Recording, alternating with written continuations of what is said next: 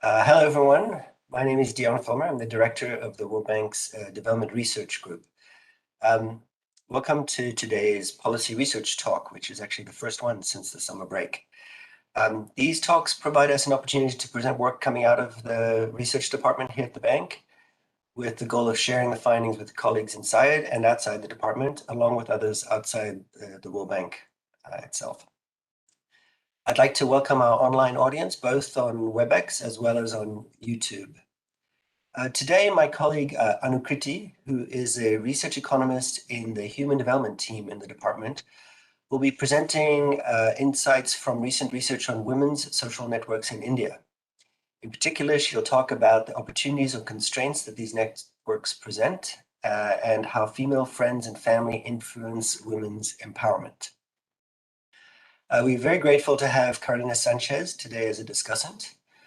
Carol is currently the Global Director of the Poverty and Equity Global Practice at the bank. Prior to this assignment, she was the Poverty and Equity GP Practice Manager in the Europe and Central Asia region. She's worked on operations, policy advice, and analytical activities in Eastern Europe, Latin America, and South Asia, and notably related to today's topic, where she was part of the core team working on the World Development Report 2012, Gender, Equality, and Development. Anu will be talking for approximately 45 minutes, after which we'll hear some discussion comments from Carol, who will talk for 10 to 15 minutes. We'll conclude the session with questions and answers from the audience. If you have a question, please use the raise hand option in WebEx, or you could signal to me in the chat that you have a question, and I can call on you. If you're following on YouTube, please submit your question in the chat there, and it'll be relayed to me. And just a reminder, everybody, we are recording this session. With that, over to you, Anu. Thanks, Dion. Let me just share my slides.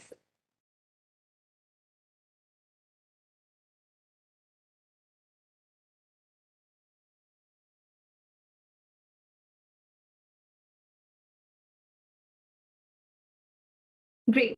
Thanks, Dion, for the introduction, and thank you everyone in the audience for being here today. I look forward to a rich discussion afterwards. So before I jump in, let's take a moment to consider how the pandemic during the last year has reshaped and disrupted our social lives. So we've all worked from home. We are still working from home, in fact, and our interactions with people outside our household have been either virtual, like today, or through behind a mask, which we know is not only annoying, but also hinders communication. We have not had access to places outside the home like we used to. And it's fair to say that we now have a much better understanding, not only of the value of social connection, but also the negative implications of social isolation. Now imagine an Indian woman for whom this is not a new normal, but rather the way things are. She practices parda or khungat. She is not allowed to access places outside the home without someone accompanying her. She is out of the labor force, and as a result, she is financially dependent on her husband and other family members, and she does not have access to a cell phone. This is not just a small group of women in India, but rather the vast majority. So almost 60% of women in India are not allowed to go to a market, a health facility, or places outside the village on their own. And most often they're accompanied by their family members, such as the husband or the mother-in-law. 58% practice parda or khungat. 80% of them are out of the labor force, and that's much higher when we compare this to men for whom labor force participation is about 26. Out of labor force participation is only 26%. A lot of women have very low financial autonomy, and only a third of them have a cell phone. So this leads to social isolation and a significant dependence on their family members. And this is reflected in the fact that women have very limited social networks. So not only is the size of their social network small, they're also very sparse. So in data that we collected, me and my co-authors in Uttar Pradesh, which is a central northern state in India, we find that an average young woman only interacts with 2 other people besides her husband and her mother-in-law about issues that are of importance to her. And this is not just the case in UP. There's another paper which finds that in rural Orissa, an average mother has only one connection with whom she can talk about issues that are important to her. My colleague Ishani, who should be in the audience, has a paper from Uttarakhand where again they find that the social networks of women, especially with people outside the household, are quite limited. In comparison, if we look at an average woman in the US, she has 8 close friends, according to a Gallup poll. Now, it's very difficult to make these cross-country comparisons, partly because the data is not systematically collected, and that's something that I will touch upon later in the presentation. But for now, suffice to say that women tend to have very limited social networks, especially in rural India. And if we focus on interactions about issues that are more private in nature and often stigmatized, such as family planning, sexual and reproductive health, mental health, we find that the number of people gets even smaller. And only 20% of women in India, this is a national statistic, are members of a group or a collective such as a self-help group. So of course, that's a very important channel through which women engage with other people outside the homes, but unfortunately, that's not that number is not very high.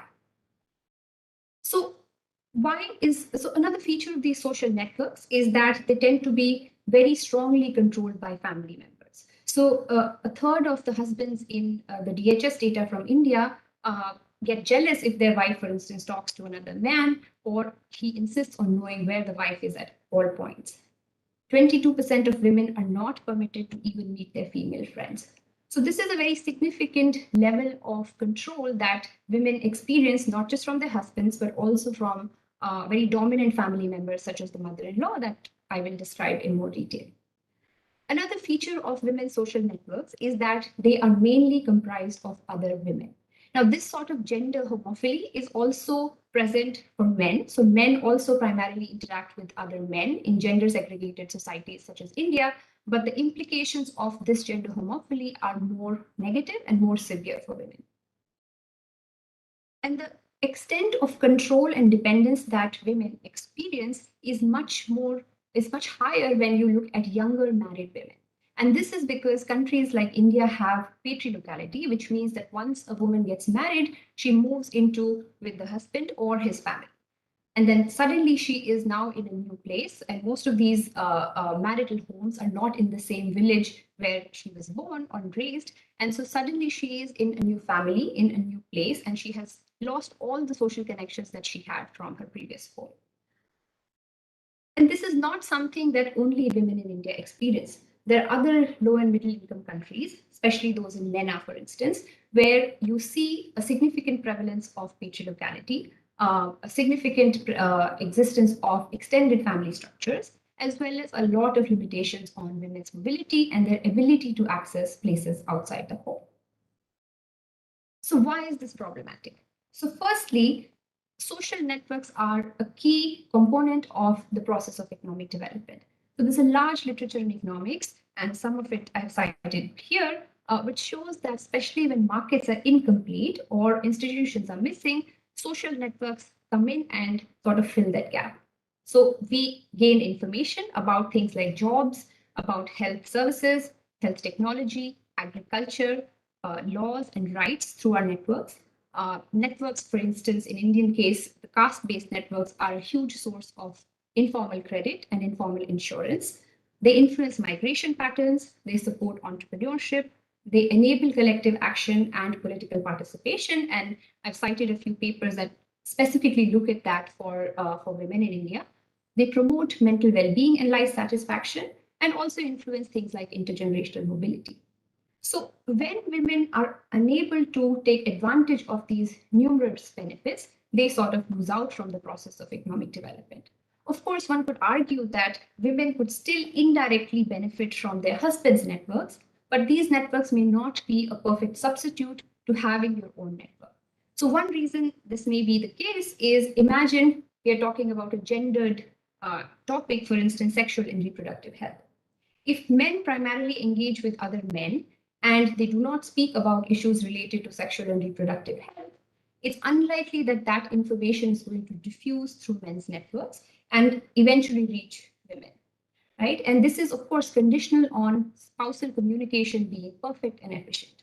And we have evidence that that is not always the case. Husbands and wives do not always share information freely with each other. So this means that women's social isolation can have a significant impact on the ability of policymakers to reach women and also diffuse information or other policy interventions through their networks. In addition, even if we ignore the networks component, dependence on family members can be problematic for women. So this is especially the case if the preferences as well as incentives are misaligned within the household. So imagine a mother-in-law or a husband who wants a woman to have more children than she wants to have. If such a woman does not have a very significant bargaining power within the household, this misalignment of preferences will mean that she will end up having more children than she would have wanted. Right? So this dependence can basically prevent women from exercising their own choices freely. And the limited network size interacts with this dependence. So they sort of feed into each other and make the situation much worse. So with that motivation, today what I'm going to do is two things. In the first half, I'm going to present findings from two research papers, which both are actually based on the same project from rural Uttar Pradesh. So the first one will talk about the influence that family members have on women's social networks. Secondly, we are going to talk about what works to circumvent and expand these limited networks that I just described and improve agency for women. I will then move on to policy implications of my research findings, as well as tell you a little bit about emerging research directions and my ongoing work. So let me first tell you a little bit about the study area. So we collected data from rural Uttar Pradesh and specifically the district Jaunpur. So here in the figure on the right, you can see Uttar Pradesh highlighted in yellow. This is, as I said, a central Indian state. And Jaunpur is marked in this little red star. So UP, for those of you who don't know, is India's most populous state. Its population is about 235 million people, and that's more than Brazil, I think. And if UP were a country on its own, it would be the world's fifth most populated country. So we are talking about a substantial part of the world. UP has relatively low levels of female empowerment compared to rest of India, and also in absolute terms. It's a very highly patrilocal society, and extended families tend to be quite common. We collected data from 671 married women who were 18 to 30 years old when we did the baseline survey. And these women had at least one child at baseline. So we focused on younger women, partly because they tend to be the ones more constrained by these social norms and as well as various barriers.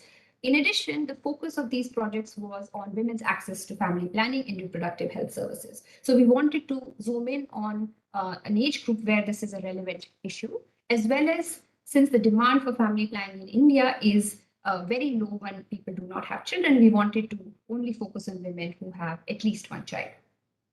So we collected data both in 2018 at baseline, as well as in 2019 at end line, and in between, we had a 10-month-long intervention that I'm going to describe. So in our baseline survey, we asked women to name up to 5 people in Jaunpur, besides her husband and mother-in-law, with whom they discuss issues of importance to them. So for instance, topics related to children's illness, schooling, health, work, financial support. And these are what I'm going to refer to as a woman's general peers. In addition, we asked them to name people with whom she discusses relatively more personal issues, such as family planning, fertility, and reproductive health. And these are what I'm going to refer to as a woman's close peers. Now, you might wonder that we are sort of, by giving them this cutoff of naming up to 5 people, we have a sort of constraint on how many people they can mention. But you will not be surprised to hear that nobody mentions 5 people. So this is really not a binding constraint here. So we find that an average woman, and this is something that I have mentioned before, an average woman has only 2 general peers in Jaunpur. And if you look at the distribution on the pie chart on the right, the majority of them have less than 2 people. So 40% of the women have 1 peer, 33% of them have two, and only 18% of them have more than two general peers. And the number of close peers is, as expected, even smaller. In fact, 36% of our sample does not have any close peers in Jaunpur, which means they only discuss their issues related to fertility and reproductive health with their either husband or the mother-in-law, if at all. And 22% of the people have no close peers anywhere. So this includes even their natal family. So you might think that maybe young married women are more likely to discuss these issues with their sisters or maybe their mother. But in fact, 22% of them do not discuss these issues with anyone. So this level of social isolation is quite dramatic and quite problematic, as I will describe. Most of the close peers tend to be relatives. So women basically lead home-based lives and they interact mostly with their family members. There's significant homophily by gender. So everyone speaks only to women. It's 100% of the same religion, and 94% of the peers are from the same caste. So the social connections are basically in very limited groups. So given this, what is the role for family members? Is this level of social isolation driven by women's family members? Do they impose constraints on women that lead to these small networks? So we have a paper, so my co-authors, Catalina Herrera Almanza, Mahesh Kara, and Praveen Pathak. We analyzed data from the baseline survey and examined the relationship, especially of the mother-in-law as an influencer for women's networks. So what we find is that women who live with their mother-in-law tend to have 20% fewer close peers than women who do not live with their mother-in-law. So an average woman who does not live with her mother-in-law is also quite isolated, as you can see here. So her number of close peers in the village is only 0.6, but that number goes down even more dramatically when you live with a mother-in-law. And we do not find such a restrictive influence of the father-in-law. So you can, for instance, compare women whose mother-in-law has passed away and see whether, depending on whether she lives with the father-in-law or not, whether her networks are fewer, there is no impact. Interestingly, we find that presence of a sister-in-law is positively correlated with number of close peers in the village, but not outside the household. So what this means is that if you have a sister-in-law in your family, you obviously then have a larger pool of people you can discuss these issues with, but that does not necessarily increase your ability to speak to people outside the household. So sisters-in-law, in fact, may be equally affected by the dominant position of the mother-in-law and may offer support to other sisters-in-law within the household, but may not be able to both together go out. And this is just a graph that demonstrates that women who live with the mother-in-law have much lower mobility. So in the first set of bars here, what we look at is whether a woman is allowed to visit her friends and relatives alone. And what you see is that even if you do not live with the mother-in-law, which is represented in blue bars, you have very low mobility. So 22% of women are not allowed to visit their friends and relatives alone if they do not live with a mother-in-law. But that number is significantly smaller when we look at women who live with a mother-in-law. And this is true not just for visiting friends and relatives, but also visiting health facilities, visiting grocery stores, as well as places outside the village. And in the paper, we go into a lot more detail on trying to show that these are not just correlations, but are likely capturing causal impacts, but that's for another day. In addition, so now one may wonder, why is it that the mother-in-law is so restrictive? What is it about living with the mother-in-law that leads to this behavior?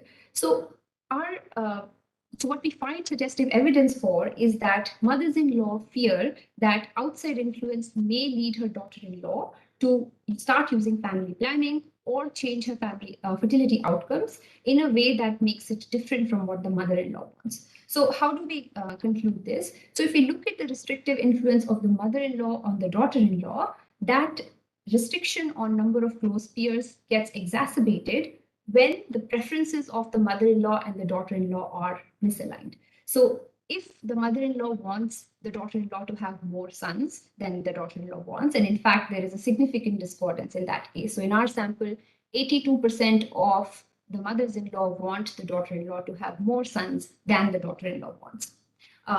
Similarly, if the mother-in-law disapproves of family planning, we see a larger decrease in daughter-in-law's number of close peers, and approximately half of our sample believes that their mother-in-law disapproves of family planning. And lastly, we find these negative impacts higher when the husband of the daughter-in-law or the mother-in-law's son is a migrant.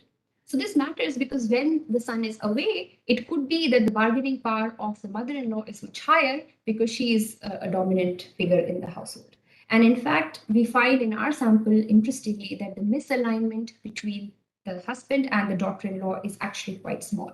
The biggest misalignment is with the mother-in-law.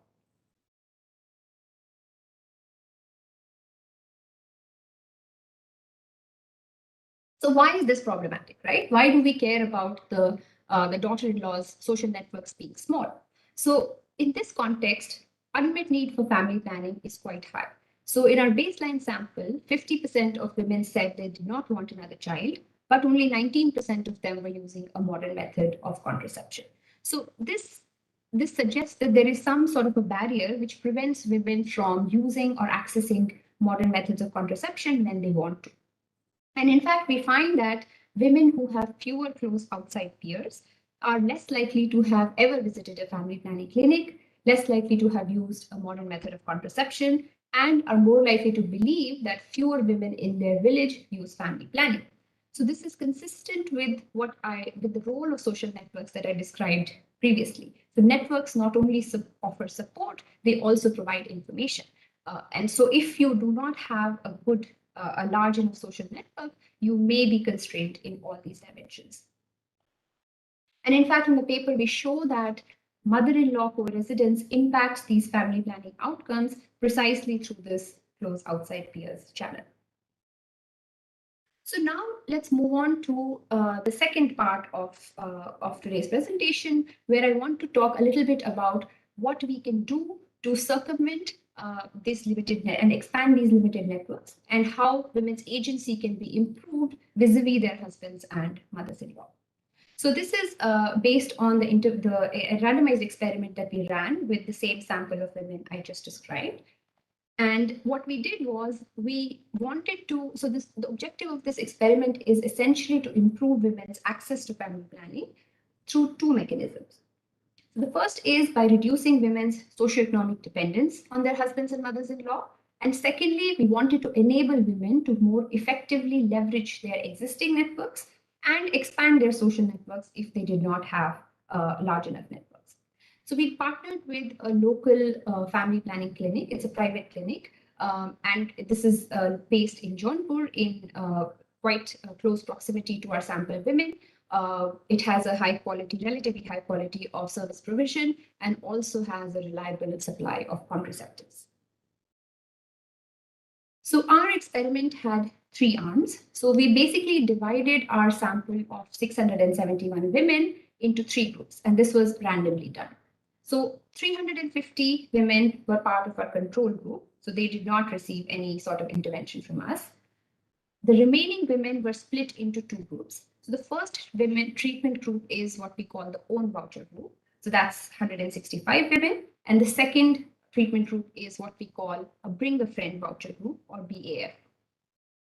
All three groups received an information brochure on family planning benefits, as well as the types of modern methods one can use, because we wanted to make sure that everyone at baseline was equally informed about the availability and as well as the benefits of family planning. And then intervention lasted for 10 months, as I mentioned before. And at the end of those 10 months, we went back and surveyed our baseline sample. So we were able to reach almost everyone, but our attrition was about 7%. So we were able to reach about 93% of our sample again. So what does our Own-Voucher treatment look like? So everyone who was part of this group received a voucher for subsidized family planning services at our partner clinic. And the voucher was worth 2,000 rupees, which translates into roughly $30. And in addition, when they first went to the clinic, they were entitled to receive a free family planning consultation to discuss with the doctor what method they might want to use, or generally have a pregnancy test and things like that. And in addition, they were eligible to receive a transportation reimbursement for up to 3 visits to the clinic. So on the right-hand side, I show you a little bit of the voucher in Hindi. The second group, the BAF group, received exactly the same voucher that the Own-Voucher group received. But in addition, they also were able to offer the same voucher, the exact same voucher, to people who accompanied them to the clinic. So the way it worked is we did not give our BF women vouchers to hand out. What we told them was that if you bring someone to the clinic with you during that first visit, if that person is eligible, so for instance, if that person is found to be not pregnant, they can then get a similar voucher as what you have. So essentially, the friends or the family or whoever visited with you could get a voucher of their own. A husband was not eligible to receive this friend voucher. So we basically did not want women to think that they could bring their husband and could double their voucher. So that was not allowed. But we did not tell them to bring specific types of people. We were allowed to bring anyone, but we did encourage them to bring someone who could make use of this voucher. So if they wanted to, they could have brought their mother-in-law, but to the extent that a mother-in-law is older and maybe less likely to benefit from a family planning voucher, this was less relevant for them. We tried to keep very few constraints on these women. So what we said was, for various reasons, that you could bring up to 2 peers during any given visit, but you were not required to bring the same people every time. So once somebody has come with you, they get their voucher, and then after that, they are free to come on their own, or they're free to come with the original person. And the BAF woman is also free to bring different people on different visits. So there's really no constraint in terms of who they can bring and how often. So what we do is then compare the outcomes of women who were treated by these 2 types of interventions with women who did not receive any of these interventions at endline. So today, in everything that I show you, I'm not going to look at the impact on women who were brought to the clinic by BF women. So we're simply going to compare those 671 women and compare the control group with the 2 treatment groups. So what did we expect to happen? So the first thing we thought would happen is that our vouchers should strengthen the existing social networks or expand social networks, especially of BAF women, because now we are enabling them to incentivize somebody to come with them. And not only would this increase their, first of all, they will ask somebody to come with them, and then that might translate into together visiting this clinic, and that may sort of build a social connection. So that was the first thing we expected to happen, more so for bring a friend women.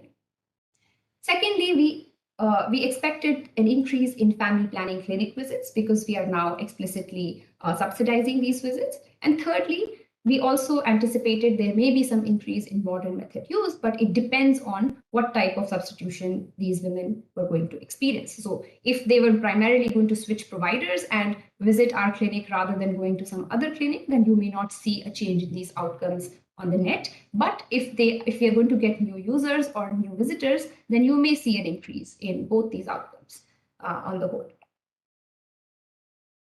So the reason why we expect these outcomes to change is because the vouchers can overcome multiple barriers that a woman may face. So firstly, it's straightforward to imagine that financial barriers are overcome because we are subsidizing family planning visits. And this may be an especially important mechanism for relatively poorer women for whom financial barriers are important. In addition, we anticipated that vouchers should overcome social barriers. Now, there are multiple types of social barriers that can be overcome. So for instance, if women have low confidence, they fear stigma, they are worried about their safety when they go out, making them more able to go with someone, either who's their husband or mother-in-law or someone else, might actually give them more peer support. In addition, the vouchers may actually reduce women's dependence on their husbands and mothers-in-law because now they have a voucher, especially BF women have a voucher to give someone else. So they may no longer be dependent on only the approval of their husband or the mother-in-law to visit the clinic with them. And lastly, it may have empowered women to bargain more effectively with their family members who may have previously opposed family planning use. So what do we find? So the first set of outcomes that we look at are whether our treated women in fact sought the company of anyone to visit the clinic during the intervention period. So imagine a woman who has this bring a friend voucher, and now she also knows that if she takes someone along with her, that person will also get a voucher. So what we expect to happen is that this should initiate some sort of contact with other people by asking them whether they want to accompany them to the clinic. So in our endline survey, we asked women if they had asked anyone to accompany them to the ADC clinic during the intervention period. So ADC clinic is our partner clinic. So what we see is, so here the key comparison is actually the two treatment arms. We do not really want to compare them with the control group because the control group really had no incentive to go to our partner clinic. So in that sense, this question is more relevant for the two treated women. But interestingly, what we see is a significant difference between the two types of treated women. So if you were in the Own-Voucher group, 20% of those women asked someone to accompany them, whereas 38.6% of the BAF women asked someone to accompany them. So clearly our voucher was understood for what it was, and women did attempt to ask other people to accompany them. Now, of course, the difference between the two could simply come from the fact that the bring a friend woman is asking maybe the husband or the mother-in-law. But interestingly, and as we expected, we do not find that to be the case. We split this asking by whether you asked the husband or the mother-in-law, whether you asked your sister-in-law, or whether you asked a non-relative. And in most cases, this is basically a female non-relative, a female friend. And what we find is that there is no significant difference between the two vouchers in asking husbands and mothers-in-law, but BAF women are significantly more likely than the Own-Voucher women to ask either a sister-in-law or a female friend.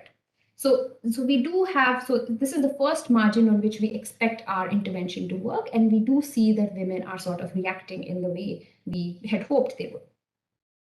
Now, just because they're asking more people and asking other women doesn't mean that this is driven by sort of, the channels that I have described. It could simply be that I have a voucher to offer a friend and I'm very altruistic towards her, and I'm simply offering that voucher to her.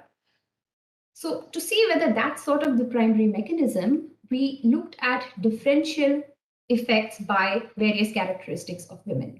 And what we find is that the relatively higher impact of bring a friend voucher is much more pronounced for relatively less empowered women. So these are women who come from poorer families, who face greater discordance with their mother-in-law, and who fear stigma about using family planning services. So the exact question we asked in our survey is if a woman would be worried about what people in her community would say if they found out she wanted family planning services. So that's what I refer to as fear of stigma.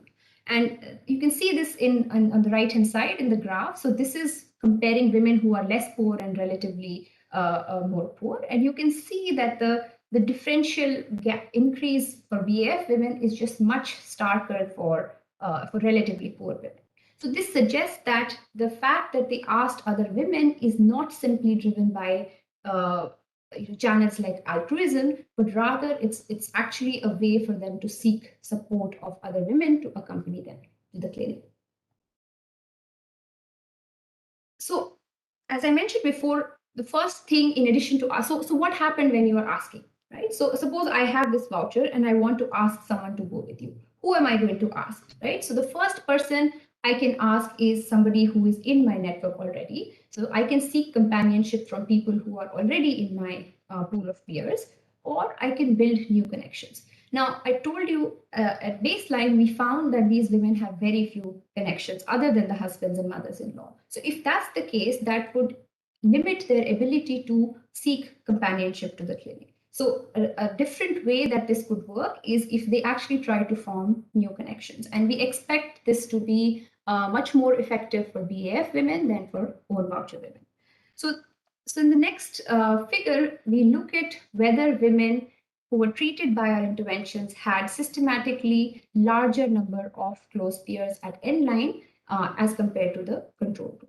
So what you can see here is in the gray line as before, it's the control group of women. In the blue, we have Own-Voucher women, and in green, we have BAF women. And what we see is that the BAF voucher was much more effective in expanding women's social networks, especially for women who are poorer, who at baseline felt that none of their existing peers wanted to use family planning, and who fear stigma from family planning use. So this suggests that women who did not have a sufficient number of pre-existing peers who wanted family planning and who were in need of more social support are precisely the ones who we see are expanding their social networks as a result of this intervention. And the BAF intervention is much more effective in doing so as compared to the Own-Voucher intervention. What about family planning visits? So both vouchers significantly increased visits to family planning clinics relative to the control group. So at end line, only 19% of controlled women had visited a family planning clinic during the intervention period. In comparison, more than we almost doubled the number of visits to the percentage of women who visited a family planning clinic. So an Own-Voucher, 37%, and for BAF voucher, 32%. Now, interestingly, on average, we do not find any differential impact of BAF versus Own-Voucher. But if we focus on certain subgroups, we find that these impacts are much higher for the BAF women. So one of those groups is women who fear stigma. So if we split our sample by women who fear stigma versus who do not fear stigma, we find that the BAF voucher is much more effective in increasing visits to family planning clinics for women who fear stigma relative to an Own-Voucher for these women. Whereas even though both are significantly effective for women who do not fear stigma, the difference between the two is not as large. So this tells us two things, that just because on average a woman asked more people to accompany her and also ended up expanding her social networks in return does not always translate into that meaning that they will now also be more likely to visit a family planning clinic. And this is interesting because there are a number of barriers that one has to overcome before two women can together visit a family planning clinic. So our voucher is overcoming the treated woman, but the friend who she is asking may have barriers of her own, including the opposition from her own family, including her own fear of stigma, and those basically multiply and may actually reduce the translation of asking into visiting. Nonetheless, we do find that for certain subgroups, this voucher, in fact, did overcome these barriers substantially.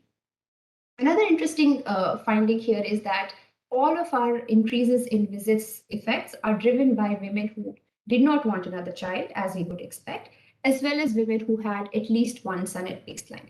So people who are aware of the Indian context would know that son preference is very strongly prevalent in especially rural Uttar Pradesh. So women who do not have a son may be much less likely to use family planning and are more interested in having a child pretty soon. And so we see that reflecting in our results that women who did not have a son were not as responsive to our vouchers.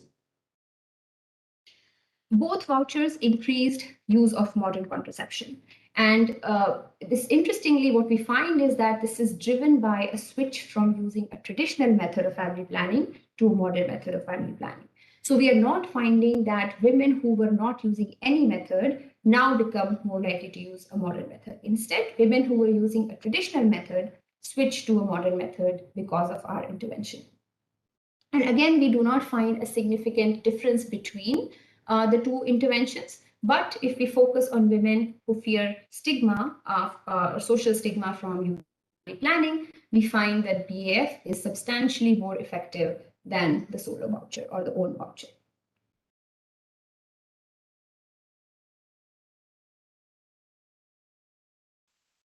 So what does this all mean?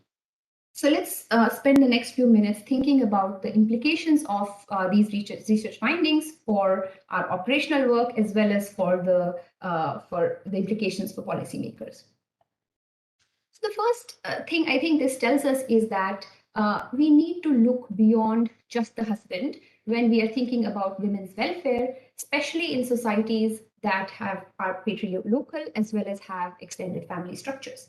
So if you look at demographic health surveys or any large-scale survey, typically when we measure women's decision-making ability within the household, we compare her to her husband, right? So most of these questions are asked relative to your husband. Who takes more decisions, for instance, on major household purchases? The options would be respondent jointly with husband, and so on, right? So and in fact, which is not a bad thing. It's a great thing that husbands are being engaged to improve women's outcomes. For instance, the bank has a very large project, SWED project, which includes interventions such as husband schools, future husbands clubs, which engages husbands in outcomes of to improve outcomes of their wives, and that's great. However, we should also remember that in several low and middle income countries, a woman moves in with her husband and his family upon marriage, right? And yes, that's the case in patrilocal societies, but if we look at sub-Saharan Africa, specifically West Africa, the household structure may look different, but it does have people other than the husband. So polygamy is quite widespread in West Africa. So you will see that a woman lives not only with her husband, but maybe she's influenced by the presence of other wives. So household structures are very different and complicated, and it's not just the husband that is likely to influence a woman's outcomes. And in fact, a recent paper by Rachel Heath and her co-authors shows that the impact of a cash transfer program on intimate partner violence was significantly different based on whether the household was a polygamous household versus a non-polygamous household. So essentially what I'm trying to say is that if we want to fully understand intra-household interactions, we also need to examine the influence of household members other than the husband on women's welfare. In the South Asian context, one such person who is very important is the mother-in-law. And in fact, in certain domains, it would not be an understatement to say that the mother-in-law's influence is even more important than the husband's influence. So as I mentioned earlier, the misalignment of fertility preferences with the mother-in-law is much larger than the misalignment within the couple. And that misalignment has real consequences for what the daughter-in-law does. So if the mother-in-law is co-resident with the daughter-in-law, it can lower the effectiveness of various policies and interventions, and that is something we need to take into account when we design our programs. Of course, the mother-in-law is not always a negative influence. It could be that her influence is in fact positive in other domains. So a few recent studies have shown, for instance, that women who live with the mother-in-law have better labor market outcomes because the mother-in-law can be a source of childcare provision in contexts where formal childcare services are not available. A mother-in-law can improve a daughter's health during pregnancy because she is more experienced and potentially because she provides support to her. So the mother-in-law doesn't always have to be a negative influence. She can also be a positive influence. But in either case, her presence is going to alter the impact of any intervention. So it is if our objective is to improve women's outcomes, we could benefit from engaging mother-in-laws in addition to the husband, both in the implementation of the program as well as directly. This is a picture from our fieldwork. So we had gone to speak to ASHA workers who are community health workers in the community health center in Dobhi, Jaunpur. And this is a quote we saw in the community health center. So many of you cannot read Hindi, but what essentially this is saying is that if we want to increase institutional delivery during pregnancy, then we not only need to target the husband, but also the mother-in-law. So of course, people on the ground are aware of this influence. And in fact, several ASHA workers told us that the mother-in-law is in fact quite important when they go and try to deliver or promote family planning use in these households, but there is no systematic institutional sort of targeting or a way to approach the mothers-in-law. So coming back to the social networks part. So another sort of policy relevant question is how can we improve women's social networks since they are so important in their welfare? And in fact, a very commonly used approach is to promote women's collectives, women's groups. And a recent study finds that engagement in women's collectives and groups not only expands women networks, but there's a large literature which shows that it improves women's outcomes in a host of dimensions. So of course, that's one of the policy levers that we should practice. But as I have just shown you, that is not the only thing that will solve the issue of social isolation of women, especially given that only 20% of women currently in India are part of these groups. So another thing that our research sort of points towards is leveraging the sort of relationship that women have with their sisters-in-law who live within the same household quite often, as well as their female friends, to reduce these women's reliance on their husbands and mothers-in-law. And in fact, sisters-in-law, I think, are quite interesting in the sense that interactions with sisters-in-law are most likely taking place within the household, so they are less likely to be sanctioned, unlike interactions with female friends who live outside the household, especially when there are mobility constraints. And in fact, sisters-in-law could prove to be allies and could have a higher bargaining power vis-a-vis the mother-in-law if there is sort of a conflict within the household. Of course, sisters-in-law incentives may not always be aligned. In fact, we know from polygamous households that there's a lot of competition within wives within polygamous households. So there's a nice paper by Paulina Rossi in Restart, which shows that there's a lot of fertility rivalry between polygamous wives, and it actually leads to more higher fertility than they would have in the absence of that strategic interaction. So one needs to also consider these strategic interactions between sisters-in-law, and that's again another avenue of a lot of research which is policy relevant. So now I want to spend the last few minutes talking a little bit about the emerging research directions and ongoing work that I'm doing. So the first study that I wanted to briefly mention is a follow-up or sort of an extension or expansion of our work in Jaunpur. So a lot of the literature that looks at the influence of mothers-in-law has been mainly based on data which has been collected from the daughter-in-law. So even in our paper, when we say the mother-in-law disapproves of family planning, essentially we have learned that from the daughter-in-law. So the daughter-in-law believes that the mother-in-law disapproves of family planning, or the daughter-in-law thinks that her mother-in-law wants X number of grandchildren. But we don't actually have this information directly from the mother-in-law. It could be that the daughter-in-law is actually mistaken about her mother-in-law's beliefs. Maybe the mother-in-law's perceptions are less conservative than she thinks, or maybe even more conservative than she thinks. And this is quite likely to be the case because not all daughters-in-law have frequent communication with their mothers-in-law about these issues. So in our sample, only roughly half of the daughters-in-law had ever discussed family planning or birth spacing issues with their mother-in-law. So the information or the beliefs they have about their mother-in-law's preferences may be inaccurate. So what we're doing now is we want to go and interview the mothers-in-law directly. So that will enable us to assess whether the daughter-in-law's perceptions are in fact accurate about her mother-in-law's beliefs. And we can also measure to what extent is there misalignment in the household on various issues. So this is not just true for family planning, but also maybe the willingness for the daughter-in-law to work, their willingness to use institutional health delivery, and so on.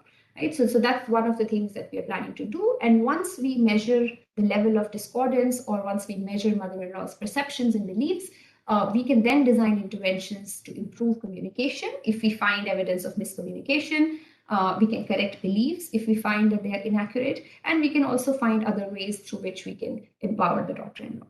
So that's the sort of first project that's ongoing. Another related project is with my colleague Ishani in Dekarji and Thomas Gautier, and that's sort of a review paper on the research we have on women's social networks. So both Ishani and I have independent work on women's social networks, and what we have learned is that there is really not that much systematic either data collection or analysis of how what the gender differences in social networks are in low and middle income countries. Is it the case that women's networks are fundamentally and substantially different from men's networks? And if so, are these differences in how they form, in how they operate, or the way in which women benefit from these networks? And if we find these differences, then what are the causes and the consequences of these gender differences? And once we understand that, then we can have a more systematic approach to promoting women's network formation and to understanding what constrains women's network formation. And sort of the headline thing that we're finding is we really need more systematic and comparable cross-country data. So it's easy to include a few simple questions in a lot of large-scale surveys that we at the bank do, as well as other organizations like the DHS or LSMS or FLS. So, our hope would be that we can convince our colleagues that, it is really worthwhile to add some of these questions and understand how women, for instance, in various countries compare in this dimension. So that's all for today. I think I am out of time. So thank you so much for being here, and I look forward to Carol's comments. Thanks, Anu. Carol, over to you. I just want to remind everyone to please either raise your hand or in the WebEx, or send me a notification in the chat that you'd like to ask a question. I've got a couple of people who've emailed me or chatted to me privately. But please make yourself known if you have a question. Carol, over to you. Thank you, Dion. Thank you very much to you and Anu for inviting me. I really enjoyed reading the papers and looking at the presentation prior to the session, and now listening to Anu. And she actually presented some results that I haven't seen. So it was, it was fun to just sit here and listen to her. I'm going to talk about sort of three interrelated things very quickly. I wanted to say a few words on context and some of the things that I missed, maybe in terms of situating the question that Anu is looking at a little bit more broadly. Then I'll talk a bit about the results and what was in a way easy for me to interpret and what was a little bit more challenging. And maybe there are others in the audience that sort of struggled like I did. And then I just have a couple of broader considerations and suggestions for Anu to pursue as she moves forward with this. But let me say at the get-go that the kinds of issues that she's looking at in terms of mobility restrictions for women, agency, their capacity to make decisions about things that very personally affect them are critical the world over, but certainly in India, as she has pointed out. So this is all very welcome. So let me start with context. I think there are a couple of things that would have been useful to hear about or to see in the papers for those of us that are not intimately familiar with the area and the issue that Anu is dealing with. First, I think it's an acknowledgement that the area that she's working in is, even for India standards, particularly conservative. So I think that raises a bit of a question about the external sort of application of these results, maybe in other India contexts where you may observe different social norms, even if in rural areas. Then second, I would have been actually quite interested in learning a little bit more about women's mobility patterns. So, Anu, you sort of document well, what are some of the restrictions on specific issues, but, many women in rural areas spend significant time going back and forth to fetch water, to get firewood, maybe to engage in agricultural activities. And all of that requires that they move outside their household, and usually that they move in groups. Maybe this is not happening in this area, but I think having that complete picture of, what are women doing on a regular basis and who are they interacting with would have been useful in terms of framing your results. And then finally, what's the sort of landscape of health providers, right? I mean, you guys are partnering up with this particular clinic, but what's happening? What do these women have access to, right? In terms of, how far is the next health clinic? Is it private or public? Is there a female nurse? I mean, the usual sort of questions that one would ask, again, just as background, so that one can position your results. But, that was just sort of a general reflection. In terms of the results, let me talk about the two papers separately, and then I have a couple of issues about how they come together or don't. On your first paper on sort of cohabitation with your mother-in-law, which it's an interesting question, it would have been great to see the summary statistics for those who do and those who don't, and those are not there in the paper. And I kept wondering, are these two groups very different, and are they different in dimensions that matter for some of the results that you're looking at? So that's an easy fix, something I'm sure you've looked at them. So I would love to hear some of that.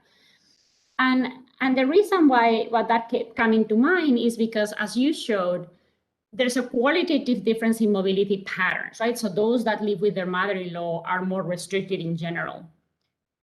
But the nature of the restrictions is actually remarkably similar across the two groups, meaning, it's most restrictive when it comes to friends, and then less restrictive for other things, and that to me raises a bit of an issue, right? Because it's almost like there's a common set of norms around mobility that are shared, and then kind of a little bit of a fixed effect, the enforcer, maybe, if you want to. So I think that's something that is worth unpacking a little bit more. And in particular, I wonder if you've had a chance to look at, in your sample, women that are actually married within the village, meaning that are native to the village, right? And maybe some of them live with their mothers-in-law because, that movement is not exclusive to, marrying somebody outside your village. And some of them don't. And whether you actually observe different patterns, because if there are women who stay in their village, they probably have networks that predated their marriage. And that may make a difference. I don't know if that's something that you've looked into, or, maybe they come from the nearby village, playing a little bit more around with that if you haven't done so.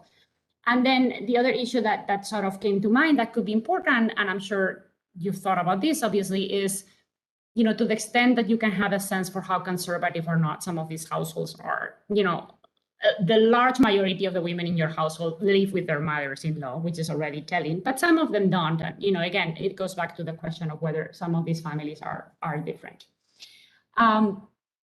In terms of your experimental paper, I confess that I did struggle a little bit, and I had to go back and forth multiple times to kind of unpack the results. And I'm glad that in your presentation, you did a little bit more of that than you had done on the original version. And as I said, I haven't seen the sort of the fear of a stigma results, and I think those address some of my questions. But let me just go through my thinking process anyway. So in your experiment, I think there are sort of three themes that you're sort of trying to affect, right? I mean, one is increase access, right, to these sort of health centers. Then potentially for those who want it, increase the use of sort of modern family planning methods. And then these sort of increase, creating networks, right? Supporting women in creating networks. So if we look at the results, right, on those three sort of variables, it's a bit mixed, the picture. And I think it does merit, again, a little bit more unpacking. So in terms of access, as you acknowledge, when you look at sort of the average effects, it does look higher for the treated than the control, but there's really no difference between the vouchers, which maybe is not so surprising. But going back to your baseline data, the percentage of women that actually visit the centers is not very different from what it was in the baseline. And in fact, what happens is that it's much lower for the control. It's true that the data is not entirely comparable because you seem to be asking for the baseline whether they had ever visited the center, whereas now you're looking at in the last 10 months. So, it's not apples to apples completely. But there's something sort of a bit interesting going on there. And I think some of what you were trying to do in the presentation in terms of unpacking, who's driving some of the results would go a long way in understanding that better. In terms of family planning, it's kind of a similar story. I mean, using a modern family planning method, because again, you see a significant drop in the control group in terms of who says that they are using birth control vis-a-vis what was happening in the baseline. And I don't really have a very good intuition for why that would happen, given that if anything, you're actually giving them a brochure. So, I mean, you would expect some sort of positive contamination from your intervention. And then, not a lot of impacts, again, vis-a-vis the baseline for other groups. And I'm just wondering what else may be going on. I mean, I think in a lot of places in India, women do resort to sort of more dramatic approaches sometimes, like sterilization. I mean, that's still a relatively common practice in some areas. I don't know if you have information on that. Or whether some of the reason why some of the women in the control group are actually not using family planning anymore is that they actually are pregnant. Our pregnancy rates higher for that group. So, can you shed some light by bringing in, additional information that you may have, and sort of complementing that. And then I had a question about sort of the cost of different methods and to what extent that could be playing a role. And then finally, on the impact on social networks. This is kind of fascinating because interestingly, both vouchers have an impact. And interestingly, at least to me, women are not asking their mothers-in-law or their husbands. I mean, they're asking somebody else, which itself, I think was, I was expecting sort of more of a gradient. I don't know if you were, but that's pretty similar. So it made me think a little bit about whether there's a nested sort of decision-making process here where, you eliminate the mother and the husband, then the next in line is the sister-in-law. And then if you don't have a sister-in-law, then you sort of go outside the household. And again, what that means for your intervention. And if that's the case, which you can show, I think, by cutting your data in a slightly different way than what you did in the presentation, then frankly, the interesting question for me would be, are those relationships with outsiders maintained, once, beyond the one visit, right? Because, by construction, if you're going with somebody to the clinic, you are talking about family planning, right? So it's almost a little bit deceiving in that sense. But what you want to see is that that sticks, right, beyond that one visit or the multiple visit. And I don't know if that's something that you can document. More importantly, and here is where I really would like to hear a little bit more from you. I wasn't really clear that what's driving your results is not just the lifting of a sort of financial constraint rather than anything else. And I think the results that you show for poor families sort of made me think that there's something going on along those lines too. And I would like to hear a little bit more from you in terms of, what's the conclusive evidence that you think you have that would sort of, discard that? Because to me, a lot of what I saw in the paper seems to suggest that that's one driving factor, and that the way women think about this is that, people around them are financially constrained. So if they have an opportunity to lift that constraint for themselves and for others, they're taking advantage of that opportunity. Similarly, ultimately, one way of connecting the two papers would be to look at whether anything varies, for women that live with their mother-in-law and women that don't. And you don't pay a lot of attention to that in the second paper. There are a couple of things there. So I wondered if you've explored that and if you have what you found, because given your first paper, one would have expected sort of an attenuation of the impact of the voucher, right? If your story from the first paper holds, and that would have been a nice thing to show in the context of the experiment. And I think it would speak then to the issue of kind of the social constraints and the economic constraints and the interplay between the two. So I don't know if that's something that you can do. And then finally, sort of a couple of broader considerations. So I already talked about sort of the social versus the economic and, what you can do about unpacking those two and maybe exploiting this living with the mother versus not. But more broadly, I was thinking, it's the mother-in-law really sort of this demonic character, or are we looking here at, what's basically an intergenerational issue, right? And, fertility rates have declined rapidly in India over the last few decades, which suggests that, every generation has different preferences from the generation before when it comes to the number of kids that they want to have and, everything associated with family planning, even if there's variation, within each one of those generations. So I kind of wonder whether the preferences of the mother-in-law are very different from the preferences of the mother. And, is this a mother-in-law sort of effect, or is this a, older women versus younger women effect? And, the mother-in-law, you're right, matters because you live with the mother-in-law and they obviously have an impact on your life. But again, I think your narrative is around their role, is not about the generations. And again, it would be nice to see, to what extent is one or the other, especially if these women come from more conservative backgrounds themselves, which they are likely to do when they have these kind of family arrangements. And then finally, and I don't know if you have information on this, the husband is sort of totally absent from your analysis. And I could see the husband being either an amplifier, right, in terms of aligning himself with his mother and, the typical story, right, of now you have two people sort of constraining you as opposed to one, but it could also be an ally, right, in sort of having this more modern view of of the family. And again, I wonder if that's something that you could explore. So these couple of suggestions touch more on your future research and some of the policy implications. But again, I very much enjoyed reading it and look forward to the conversation. Thank you.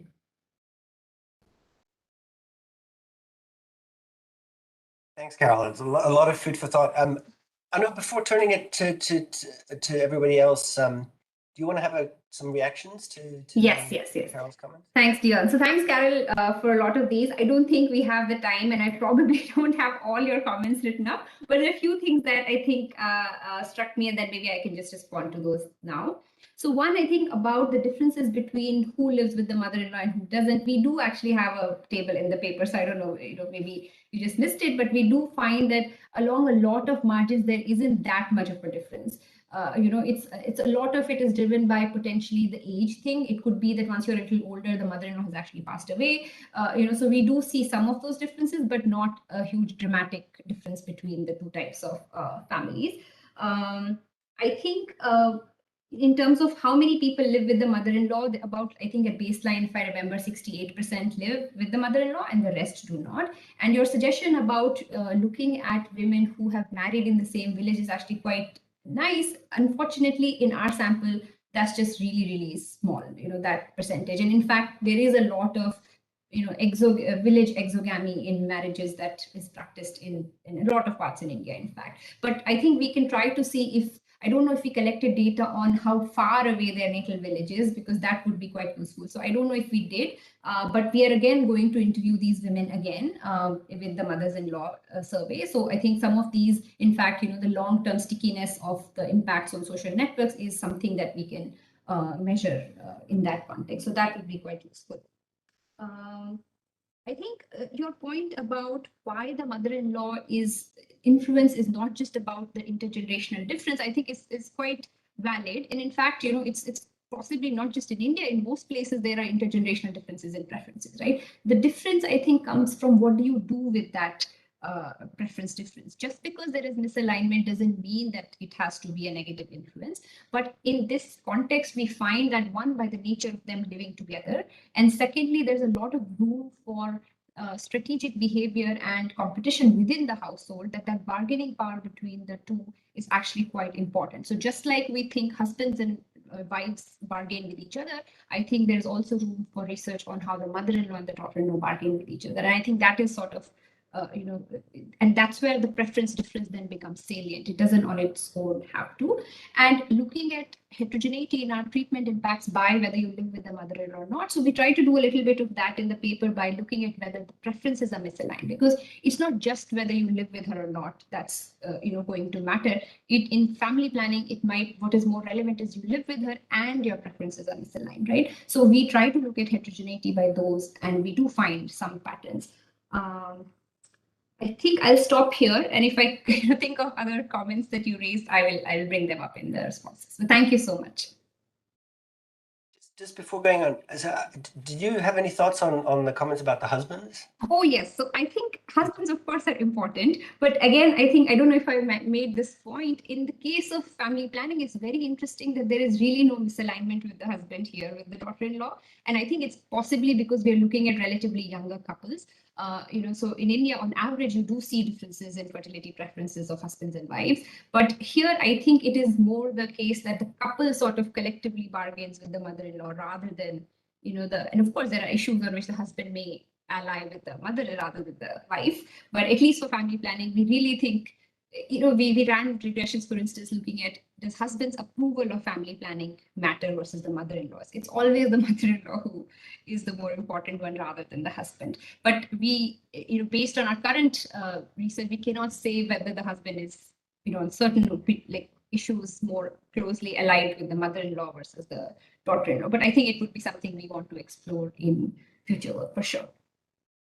And the one thing I think I did point out is about the husband being migrant. What we find is that when the husband is migrant, the mother-in-law's negative influence on social networks is higher, right? So that would indicate that there is some sort of, the husband actually supports the wife in some of these dimensions. And when he's away, the mother-in-law's negative influence becomes stronger.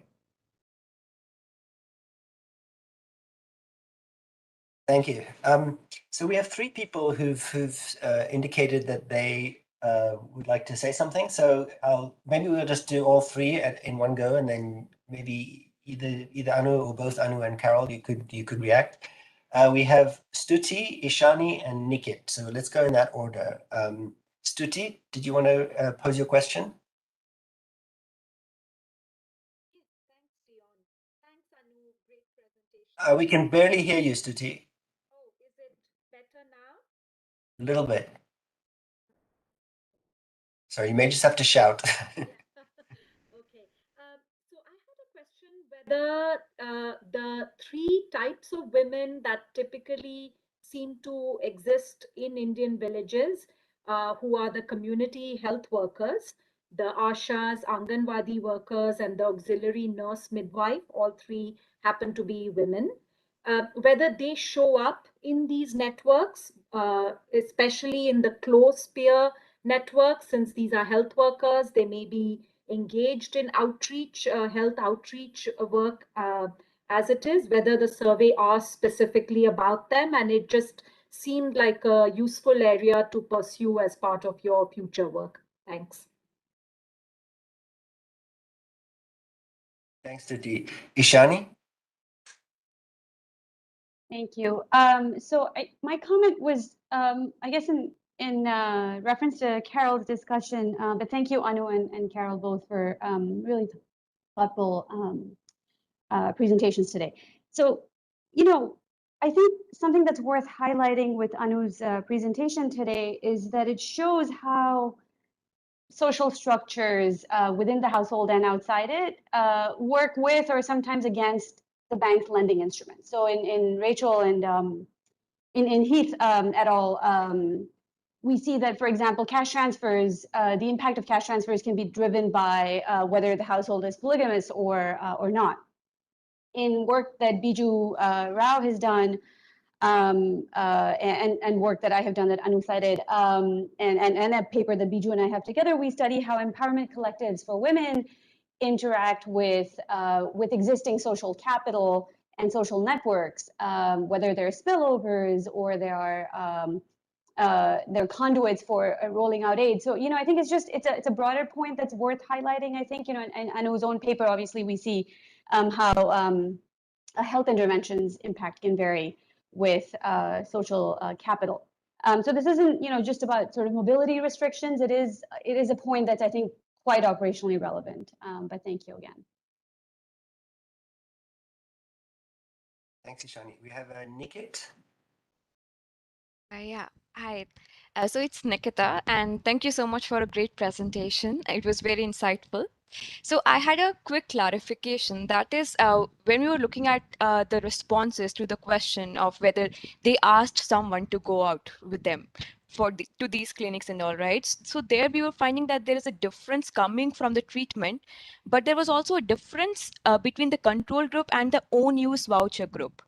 So given that it's the women only that is going to go and there is no extra person she can bring along, then why should we see a difference between the control and the own use voucher group?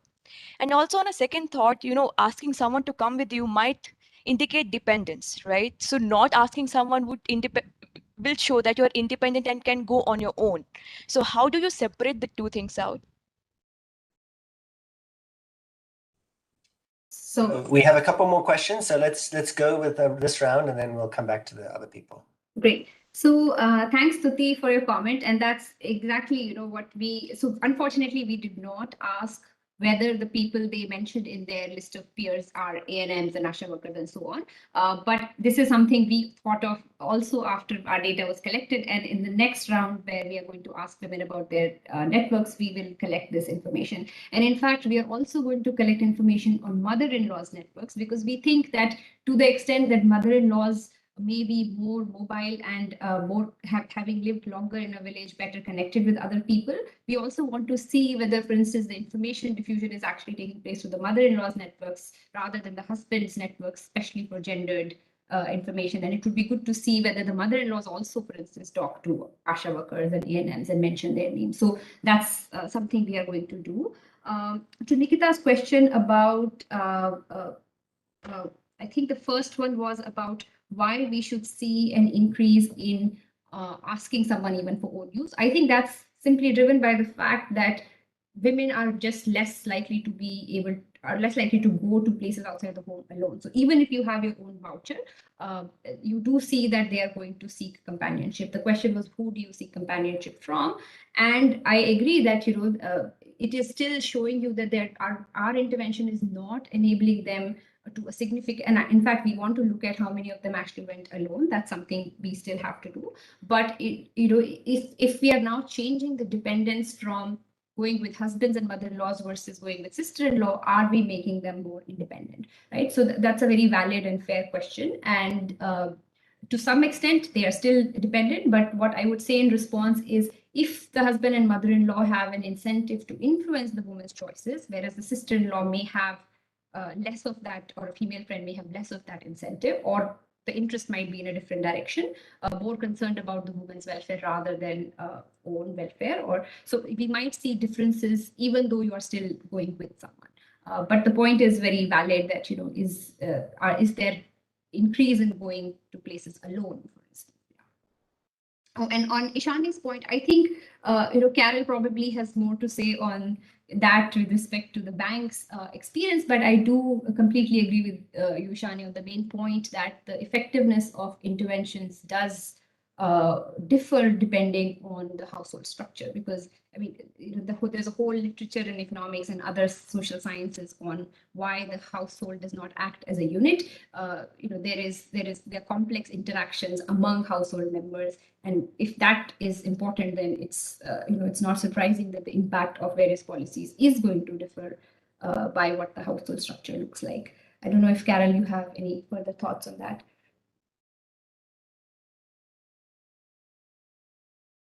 I would agree with that. I think for me, the question is that for us to be able to inform operations, then we really need to understand what the mechanisms are that are driving the results, right? And that's why, for me, this question of, okay, well, let's assume that the mother-in-law does actually have this negative impact, right? So is that through a direct impact on mobility, right? So somehow this person can control your movements, right? I mean, where you go and with whom. Or is it an indirect effect where, you can go wherever you want, but you have no money of your own? So that's where it becomes more of an economic constraint. I mean, how you would operate, right, in those two environments with the same family structure and the same, observable outcome, it's very different, right? And that's, to me, the question that was raised here, that, if you're in a world where the mother-in-law does have this negative impact on your mobility directly, I just don't see why a voucher would change any of that. Right? I just don't see how those two come together, which to me, sort of points towards financial matters playing a role, right, in this mobility issue. And then, you may have other sort of mechanisms. So that's what I was trying to get at. But yes, absolutely. I mean, I think those are the kinds of issues that we need to understand to identify and design operations and interventions generally that kind of attack those root causes rather than the symptoms of what we are seeing. No, I completely agree. I think the mechanisms may not be the same in all contexts. So there is not going to be one mechanism for why household members influence various outcomes. So I think, what we see in polygamous households might be very different from what we see in a sister-in-law's context in India, for instance. So, but I think I completely agree that one needs to look at the mechanisms, but I think it's important to find those mechanisms through research and, through further data collection. It wouldn't be a good PRT if somebody didn't call for more research. So we have three other people I'm going to call on. One is Galina, and then we have Elena, and then there was one other hand. They seem to have put their hand down. Okay, so just Galina and then Elena. Galina?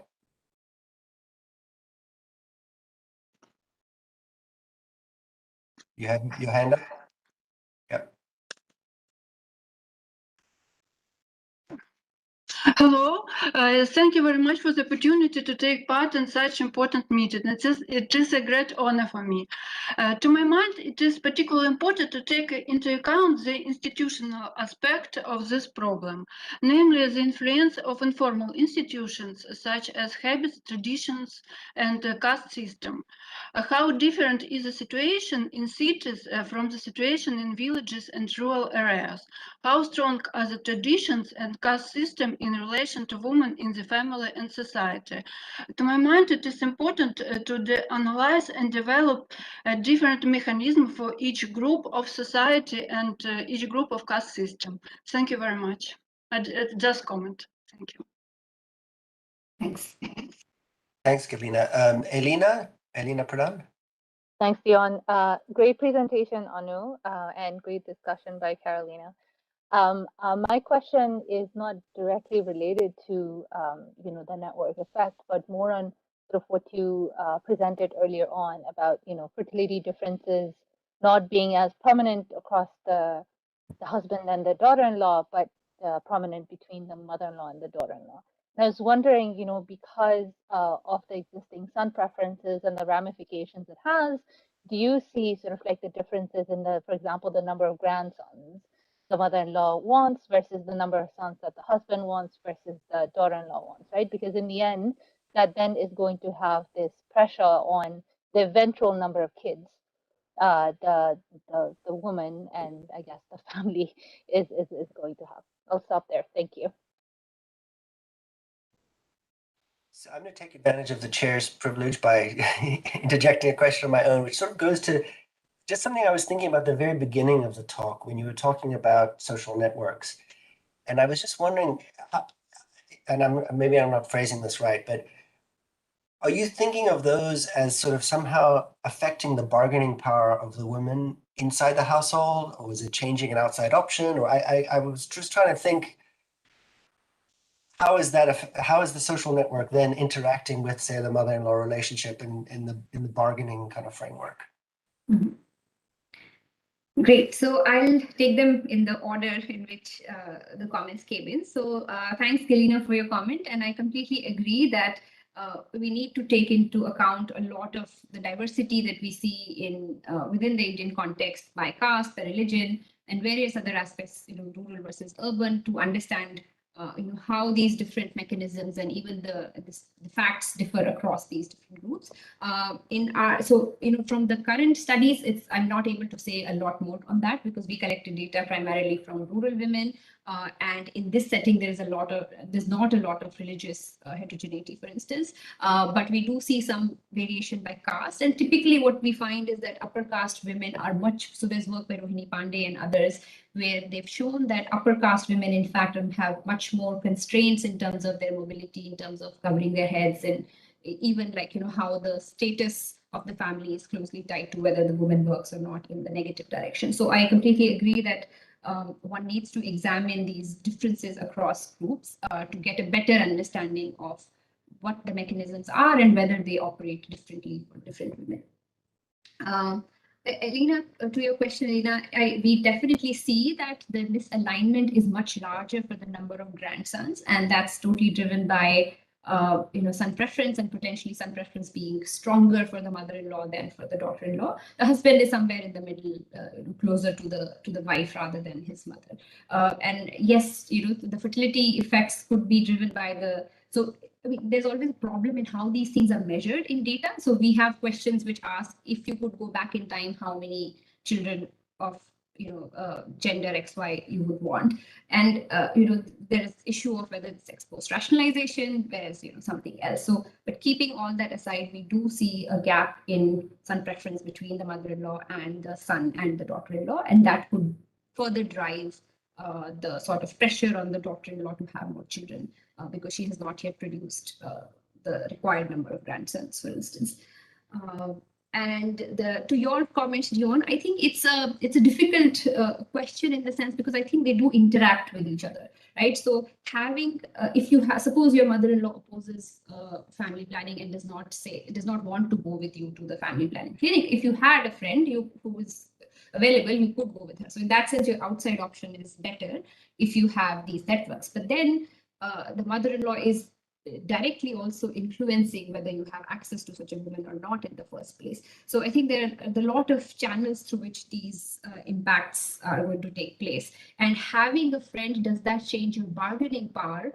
I don't know, but having a friend definitely reduces your reliance on the mother-in-law. And the voucher in that sense, even though to Carol's point, I think she had raised, a voucher may not directly change mobility in the sense that somehow having a voucher, makes your mother-in-law okay with you going out. But it could, for instance, if the mother-in-law says, I'm not going to, or the husband says, I'm not going to give you money to go access family planning, now you do not have to depend on them. And in that sense, you have more freedom to spend this voucher on things that you want rather than ask for financial support. And so in that sense, that financial barrier actually improves your autonomy, not just for financial autonomy, but also your reproductive autonomy, or your ability to bypass these constraints within the household. Thanks. We have just a few minutes left. I see there's one last question from Naira. Do you want to come in, Naira? Then after Naira, maybe what I'll ask is if Carol, if you want to say any last comment before we close, and then I'll give the last word to Anu just to wrap it up with reacting to Naira and anything else she wants to say. So, Thanks, Dion. Anukriti, thanks for the wonderful presentation. And there's nothing better than a good heterogeneity analysis to unpack pathways. And to Elena's point, I was just wondering then, did you, and I may have missed this, but did you look at heterogeneity of impacts by women who already have one or two sons, or at least one son, versus those who don't, and whether networks are only useful for them? Because otherwise, sometimes the stigma and the bargaining power is just too strong even for something like this to work. So just from operationalizing it in terms of who it works for, it may be worth looking at a little bit more of your population's sort of sun production levels already.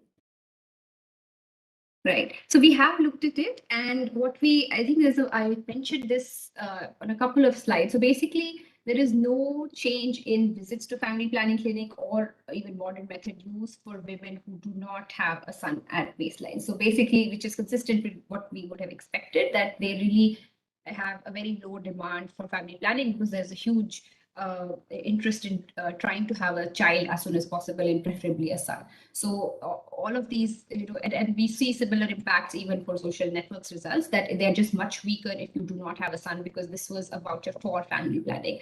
And so there is very less demand if you don't have a son, because your primary, so our voucher is not changing son preference. And so if there is a strong son preference and you don't have a son, then that barrier is just too strong to overcome through this intervention.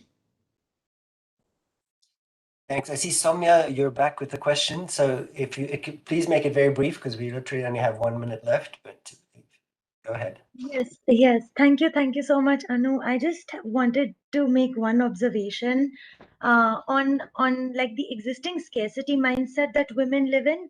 Like if they've never made any decision, or if they've never had any financial ability to make a decision, and you like give them this voucher, one, it like for a first time exposes them to stand up for something that they might have always wanted to stand up for, but like now they can bypass, like you said.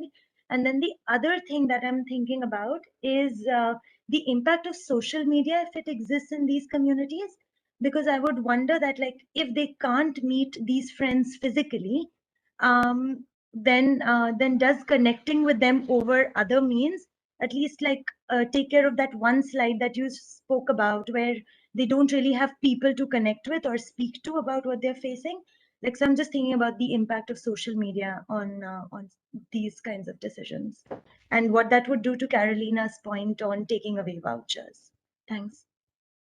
Thanks, Soumya. No, I think this lack of virtual connectivity is a serious barrier. I mean, physical mobility is one, but then, if you can't even speak to people on the phone, that is another level of hindrance that these women experience. And in our sample, like in other places in India, the cell phone ownership rate is very low for women. So there isn't scope for examining heterogeneity by that. But we do. I mean, I would love to design a program or an experiment and see if we just give cell phones to women in a community, what does that do to their information diffusion, access to information, connection with other women, connection with not just women, but other people, men, their family members. And I think that can play a huge role. And in fact, there are a lot of ongoing programs and policies which are trying to sort of do that. But I think unless we provide a cell phone on its own, providing digital information is not going to work in this population. Of course, there are other LMIC contexts where cell phone ownership is not this low, and then it does. It's a very fruitful area of intervention in those contexts. Thanks, everyone. We're 1 minute over, so I'm going to call this to an end. I don't know, Carol, did you want to say anything? Okay. So thank you, Anu. Thank you, Carol, for this really both thoughtful comments and presentations. And then I really thank you to everybody for intervening. I thought we had a really interesting discussion, clarification, and extensions and so on. So thanks again. I hope you all can join us for the next policy research talk, which should be in about a month's time. Look for the invitation to that. So thanks again, everyone. Have a good rest of your afternoon. Thank you, everyone.